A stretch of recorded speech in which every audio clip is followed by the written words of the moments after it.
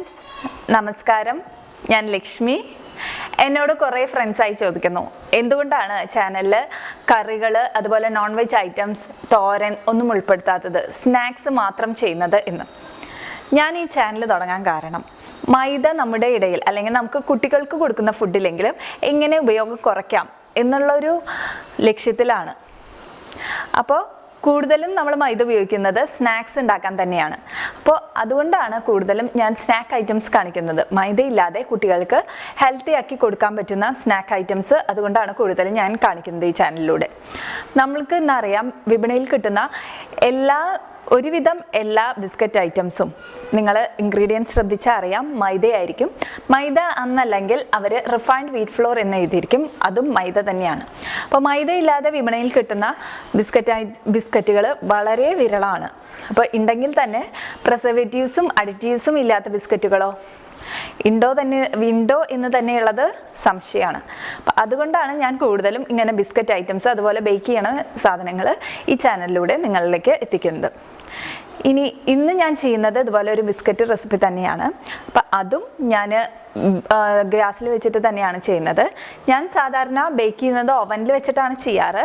ഇപ്പോൾ ഓവൻ ഇല്ലാത്തവർക്കും വീട്ടിലെ കുട്ടികൾക്ക് വേണ്ടി ബിസ്ക്കറ്റ് ഉണ്ടാക്കണം എന്ന് തോന്നിയാൽ അത് എളുപ്പത്തിൽ എങ്ങനെ ചെയ്തെടുക്കാം എന്ന് നിങ്ങളിലേക്ക് എത്തിക്കാൻ വേണ്ടിയിട്ടാണ് ഞാൻ എല്ലാ റെസിപ്പീസും ഗ്യാസ് സ്റ്റൗവിൽ വെച്ച് ചെയ്ത് കാണിച്ചു തരുന്നത്. അപ്പോൾ നമുക്ക് റെസിപ്പിയിലേക്ക് കിടക്കാം.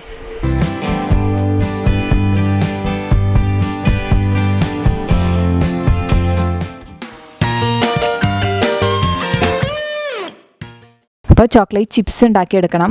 ആദ്യം അതിനായിട്ട് ഇതുപോലെ ഒരു പാത്രത്തിൽ വെള്ളം വെച്ച് ചൂടാക്കണം. ഇനി വേറൊരു പാത്രത്തിൽ കുറച്ച് ചോക്ലേറ്റ് എടുത്തിട്ടുണ്ട്. ഇതിപ്പോൾ 1/2 കപ്പ് ഉണ്ടായിരിക്കും. കുക്കിംഗ് ചോക്ലേറ്റ് ആണ്. ഞാനിപ്പോൾ ഡാർക്ക് ചോക്ലേറ്റ് ആണ് എടുത്തിരിക്കുന്നത്. ഇനി അത് ഇതിന് മുകളിൽ വെച്ചിട്ട് നമുക്കിത് മെൽറ്റ് ചെയ്തെടുക്കണം. ഇതിപ്പോൾ മീഡിയം ടു ലോ ഫ്ലെയിമിലിട്ടിട്ട് വേണം മെൽറ്റ് ചെയ്തെടുക്കാൻ. ഇങ്ങനെ വെക്കുന്ന പാത്രം ഈ താഴെയുള്ള വെള്ളത്തിൽ മുട്ടാതെ സൂക്ഷിക്കണം. ഇനി ഈ വെള്ളത്തിൻ്റെ വരുന്ന ആവി കൊണ്ട് വേണം നമ്മുടെ ഈ ചോക്ലേറ്റ് മെൽറ്റ് ചെയ്തെടുക്കാൻ. ഈ വെള്ളം നന്നായി തിളയ്ക്കുമ്പോൾ ഓഫ് ചെയ്യാം. ഞാനിപ്പോൾ ഇത് ഓഫ് ചെയ്തു. എന്നിട്ട് ആവി കൊണ്ട് വേണം നമ്മുടെ ഈ ചോക്ലേറ്റ് മെൽട്ടായി കിട്ടാൻ. ഇതിപ്പോൾ എല്ലാ സൂപ്പർ മാർക്കറ്റ്സിൽ കിട്ടും കുക്കിംഗ് ചോക്ലേറ്റ്. ഇതിപ്പോൾ ഡാർക്ക് ചോക്ലേറ്റ് ആണ്. ഇനിയിപ്പോൾ ഓവൻ ഉള്ളവരാണെങ്കിൽ ഒരു ബൗളിൽ ഓവനിൽ ചോക്ലേറ്റ് വെച്ചിട്ട് 30 സെക്കൻഡ്സ് ആദ്യം ചൂടാക്കുക. എടുത്ത് ഒന്ന് മിക്സ് ചെയ്ത് വീണ്ടും 30 സെക്കൻഡ്സ് വെക്കുക. അങ്ങനെ ചോക്ലേറ്റ് മെൽട്ടാവുന്നത് വരെ വെച്ചെടുക്കുക. 2-3 പ്രാവശ്യം വെക്കേണ്ടി വരും. ഇപ്പോൾ ചോക്ലേറ്റ് മെൽട്ടായി കിട്ടും. ഇതിപ്പോൾ നന്നായി മെൽട്ടായിട്ടുണ്ട്. ഇതിപ്പോൾ ഗ്യാസ് ഓഫാണ്. കുറച്ച് നേരം ഞാൻ ഗ്യാസ് ഓഫ് ചെയ്തിട്ട് വെള്ളം നന്നായി ചൂടാവുമ്പോൾ ഗ്യാസ് ഓഫ് ചെയ്യാം. എന്നിട്ട് ഇതിങ്ങനെ മെൽറ്റ് ചെയ്തെടുക്കണം. നന്നായി മെൽട്ടായി വന്നിട്ടുണ്ട്. നമുക്കിത് ഇതിന് മാറ്റി ഇത് ചൂടാറാൻ വെക്കാം. ചൂടാറി വരുമ്പോൾ നമുക്കിതുപോലെ ആയിട്ട് വരും. ഇപ്പോൾ ഒരു 5-10 മിനിറ്റ് ആയി. റൂം ടെമ്പറേച്ചറിലേക്ക് വന്നു. അതിനുശേഷം വേണം നമ്മളിത് പൈപ്പിംഗ് ബാഗിലേക്ക് മാറ്റാൻ. ഇതുപോലെയുള്ള ഒരു പൈപ്പിംഗ് ബാഗ് എടുത്ത് അതിലേക്ക് നമുക്ക് ഈ ചോക്ലേറ്റ് ഒഴിച്ചു കൊടുക്കാം. നമ്മൾ ചൂടോടെ തന്നെ ഒഴിക്കുകയാണെങ്കിൽ അത് ഭയങ്കര തിന്നായിരിക്കും. അപ്പോൾ നമുക്ക് ഈ ചോക്ലേറ്റ് ചിപ്സ് ഉണ്ടാക്കിയെടുക്കാൻ പറ്റില്ല. അപ്പോൾ അതുകൊണ്ട് ചൂടാറിയതിന് ശേഷം ഒഴിക്കുക. ഇനി അതിൻ്റെ ടിപ്പ് ചെറുതായിട്ട് ഒന്ന് കട്ട് ചെയ്ത് കൊടുക്കാം. ഇതുപോലെ ബട്ടർ പേപ്പറോ അല്ലെങ്കിൽ A4 ഷീറ്റിലേക്കോ നമുക്കിത് പൈപ്പ് ചെയ്തെടുക്കാം.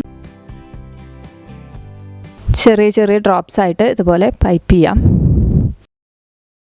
ഇതുപോലെ ഇങ്ങനെ ചോക്ലേറ്റ് ചിപ്സ് ഉണ്ടാക്കിയിട്ട് നമുക്കിത് ഫ്രിഡ്ജിൽ എടുത്ത് വെച്ചിരുന്നാൽ കുറേ കാലം കേടാവാതെ ഇരുന്നോളും. പിന്നെ ചോക്ലേറ്റ് കുറച്ച് നാൾ നമ്മൾ ഫ്രിഡ്ജിൽ വെക്കുമ്പോൾ അതിൻ്റെ മുകളിൽ ഒരു വൈറ്റ് ലെയർ വരും. അത് പക്ഷേ കേടായതല്ല. അതിപ്പോൾ നമ്മൾ പുറത്തുനിന്ന് വാങ്ങുന്ന ചോക്ലേറ്റ് ആയാലും ഇത് ഉണ്ടായിരിക്കും ഒരു വൈറ്റ് ലെയർ. അതുകൊണ്ട് ഒരു പ്രശ്നമില്ല കഴിക്കുന്നത്. ചോക്ലേറ്റ് കോമ്പൗണ്ട് അല്ലെങ്കിൽ കുക്കിംഗ് ചോക്ലേറ്റ് എന്ന് പറയും ഇങ്ങനെയുള്ള ചോക്ലേറ്റിനെ. ഇത് വെച്ചിട്ടാണ് നമ്മൾ വാങ്ങുന്ന എല്ലാ ചോക്ലേറ്റും ഉണ്ടാക്കുന്നത്. ഇതിപ്പോൾ റെഡി ആയിട്ടുണ്ട്. ഇനി ഇത് ഫ്രിഡ്ജിൽ വെച്ച് തണുപ്പിച്ചെടുക്കണം. ഇപ്പോൾ 1 മിനിറ്റ് വെച്ചാൽ മതി. കുക്കീസ് ഉണ്ടാക്കാനായിട്ട് ഒരു പാത്രത്തിലേക്ക് ബട്ടർ ആഡ് ചെയ്തു. ഇതിപ്പോൾ 1/2 കപ്പ് ബട്ടറാണുള്ളത്. 1/2 കപ്പ് എന്ന് പറഞ്ഞാൽ ഒരു 100 ഗ്രാം ഉണ്ടാവും. ശർക്കര പൊടിച്ചത് 1/2 കപ്പ് ചേർത്തു. നന്നായി മിക്സ് ചെയ്തെടുക്കാം.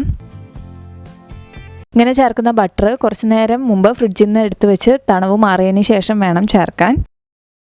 ഇനി ശർക്കരയ്ക്ക് പകരം നിങ്ങൾക്ക് എന്ത് വേണമെങ്കിലും ചേർക്കാം. പഞ്ചസാരയാണ് ചേർക്കുന്നതെങ്കിൽ പൊടിച്ച് ചേർക്കുക.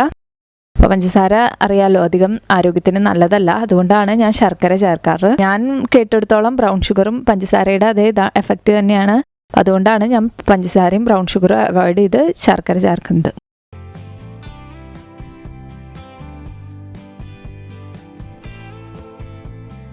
നമുക്ക് പൊടികൾ ചേർക്കാനായിട്ട് ഒരു അരിപ്പ് വെച്ച് അതിലേക്ക് നമുക്ക് ഗോതമ്പ് പൊടി ചേർക്കാം. ആദ്യം 1 കപ്പാണ് ഗോതമ്പ് പൊടി എടുത്തിരിക്കുന്നത്. ഇതിലേക്ക് കൊക്കോ പൗഡർ 1 ടേബിൾ സ്പൂൺ, ഒരു 2 നുള്ള് ബേക്കിംഗ് പൗഡർ ചേർത്തു. ഇത് 3ഉം കൂടി നന്നായിട്ട് അരിച്ചെടുക്കണം. മിക്സായി വരാനാണ് ഇങ്ങനെ അരിച്ചെടുക്കുന്നത്. പിന്നെ കട്ടകളൊക്കെ ഉണ്ടെങ്കിൽ ഒന്ന് മാറി കിട്ടുകയും ചെയ്യും. നിങ്ങൾക്ക് ചോക്ലേറ്റ് ഫ്ലേവറിലുള്ള കുക്കീസ് വേണമെങ്കിൽ ഇതിൽ 1 ടേബിൾ സ്പൂൺ കൊക്കോ പൗഡറിന് പകരം 1/2 കപ്പ് വരെ കൊക്കോ പൗഡർ ചേർക്കും.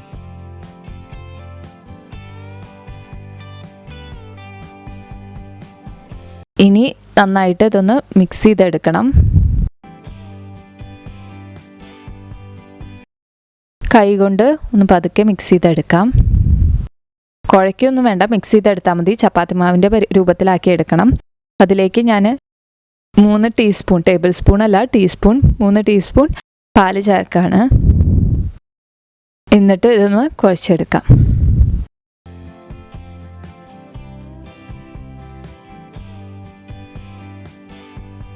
ഇതിപ്പോൾ റെഡി ആയിട്ടുണ്ട്.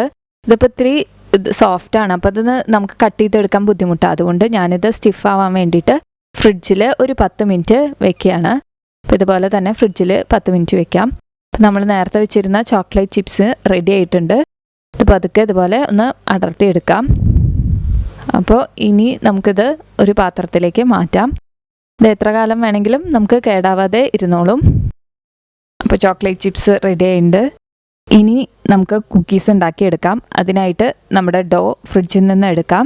ഡോ ഞാൻ ഫ്രിഡ്ജിൽ നിന്ന് എടുത്തു. അത് നല്ല സ്റ്റിഫായി വന്നിട്ടുണ്ട്. ഇനി ഞാനിതിന്ന് പകുതി മാത്രം എടുത്തിട്ടാണ് ആദ്യം ഷേപ്പ് ചെയ്തെടുക്കുന്നത്. നിങ്ങൾക്ക് ഇഷ്ടമുള്ള ഷേപ്പിൽ ഇത് പരത്തിയെടുക്കാം. ഞാനിതുപോലെ ഒരു ബട്ടർ പേപ്പറിൽ വെച്ചിട്ട് മടക്കി ഒന്ന് ചപ്പാത്തിക്ക് പരത്തുന്ന പോലെ പരത്തി ഷേപ്പാക്കി എടുക്കുകയാണ്. അപ്പോൾ ഇത് ഈ പലകയിൽ ഒട്ടിപ്പിടിക്കാതിരിക്കാൻ വേണ്ടിയിട്ടാണ് നമ്മൾ ഈ ബട്ടർ പേപ്പറിൽ വെച്ച് ഇങ്ങനെ ചെയ്യുന്നത്.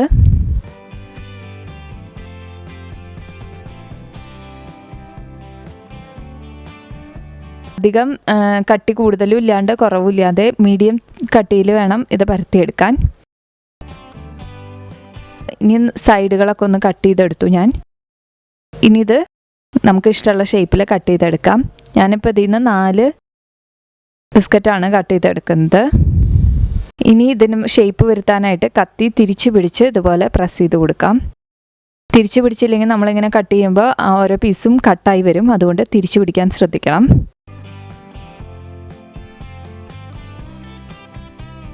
ഇത്തിരി വലിയ ബിസ്ക്കറ്റായിട്ട് എനിക്ക് തോന്നി. അപ്പോൾ അതുകൊണ്ട് ഞാനിതിൻ്റെ സൈഡും കൂടി ഒന്ന് കട്ട് ചെയ്ത് കൊടുക്കുകയാണ്. ഈ കട്ട് ചെയ്യുന്നത് നമുക്ക് ഇനി ബിസ്ക്കറ്റ് ഉണ്ടാക്കാൻ യൂസ് ചെയ്യാം പരത്തുമ്പോൾ. ഇനി നമുക്കിതിലേക്ക് ചോക്ലേറ്റ് ചിപ്സ് ചേർക്കണം. അപ്പോൾ ചോക്ലേറ്റ് ചിപ്സ് നമ്മൾ ഉണ്ടാക്കി വെച്ചതെടുത്ത് ഇതുപോലെ പ്രസ് ചെയ്ത് കൊടുക്കണം പതുക്കെ. നമുക്ക് ഇഷ്ടമുള്ള അത്രയും ചേർക്കാം. ഇനി ഇത് ബേക്ക് ചെയ്തെടുക്കണവരാണെങ്കിൽ 180 ഡിഗ്രിയിൽ ഒരു 15 മിനിറ്റ് ബേക്ക് ചെയ്യുക. ആദ്യം പ്രീ ഹീറ്റ് ചെയ്യണം ഓവൻ 10 മിനിറ്റ്. അതിനുശേഷം 180 ഡിഗ്രിയിൽ 15 മിനിറ്റ് ബേക്ക് ചെയ്തെടുക്കാം. 15 മിനിറ്റ് കഴിഞ്ഞിട്ട് ചെക്ക് ചെയ്യുക. ആയിട്ടില്ലെങ്കിൽ കുറച്ച് ഒരു 2-3 മിനിറ്റും കൂടി വെച്ച് ബേക്ക് ചെയ്തെടുക്കും. അപ്പോൾ ഞാനിതിപ്പോൾ ഗ്യാസ് സ്റ്റൗവിലാണ് കാണിക്കുന്നത്. അപ്പോൾ ഞാൻ ഈ ഒരു പ്ലേറ്റിലേക്ക് ആദ്യം വെണ്ണ ഇതുപോലെ തടവി കൊടുക്കുകയാണ്. ഒട്ടിപ്പിടിക്കാതിരിക്കാനാണ് ഇതുപോലെ വെണ്ണ തടവുന്നത്. ബട്ടർ പേപ്പർ വെച്ചാലും മതി. ഇനി ഇതിലേക്ക് നമുക്ക് പതുക്കെ ബിസ്ക്കറ്റ് ചേർത്ത് കൊടുക്കാം.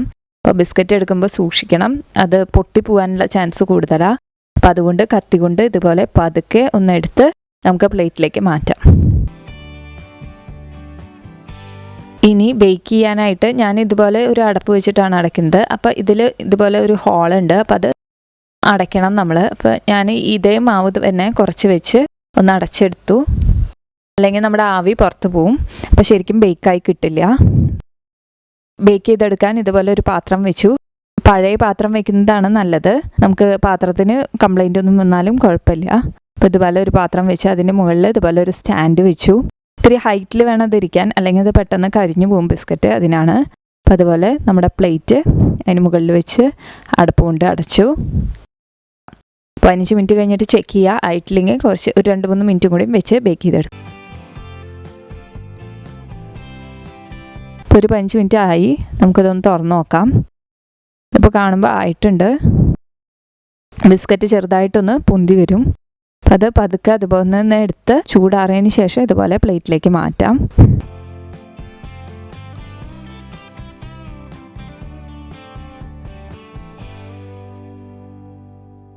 ഇതുപോലെയുള്ള ബിസ്ക്കറ്റുകൾ നമ്മൾ ഉണ്ടാക്കി കുപ്പിയിൽ അടച്ചു വെച്ചിരുന്നാൽ കുറച്ച് നാൾ കേടാവാതെ ഇരിക്കും. അപ്പോൾ അതുപോലെ കുട്ടികൾക്ക് ഇഷ്ടം പോലെ കഴിക്കുകയും ചെയ്യാം. ഇതുപോലെയുള്ള ബിസ്ക്കറ്റ് റെസിപ്പീസ് ഞാൻ മുമ്പും ചാനലിൽ ഇട്ടുന്നു. കാണാത്തവരുണ്ടെങ്കിൽ പോയി കാണുക. ഈ ചാനൽ സബ്സ്ക്രൈബ് ചെയ്യാത്തവരുണ്ടെങ്കിൽ താഴെയുള്ള സബ്സ്ക്രൈബ് ബട്ടണിൽ ഒന്ന് ക്ലിക്ക് ചെയ്യുക. അതുപോലെ തൊട്ടടുത്തുള്ള ബെല്ലൈക്കൺ ഒന്ന് പ്രസ് ചെയ്താൽ ഞാൻ വീഡിയോസ് ഇടുമ്പോൾ അപ്പോൾ തന്നെ നിങ്ങൾക്ക് നോട്ടിഫിക്കേഷൻസ് കിട്ടുന്നതാണ്. ഇനിയും ഇതുപോലെയുള്ള ഹെൽത്തി റെസിപ്പീസായിട്ട് ഞാൻ വരും. അതുവരേക്കും നന്ദി, നമസ്കാരം.